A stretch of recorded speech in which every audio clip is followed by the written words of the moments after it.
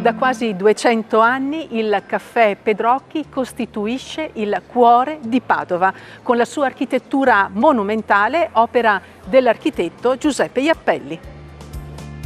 Aperto giorno e notte fino al 1916, da qui l'appellativo di caffè senza porte, era luogo di incontro di intellettuali e letterati, ma anche di uomini di affari e di viaggiatori, ritrovo di studenti, accademici e politici.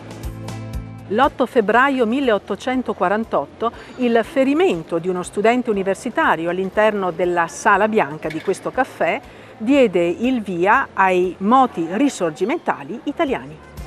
Sono queste le sale che accolgono gli ospiti del Credito Cooperativo Veneto per un aperitivo tipicamente padovano. Dal cuore di Padova tracciamo con il compasso una linea immaginaria che colleghi luoghi istituzionali, luoghi d'arte, di cultura, di vita civica e mercato.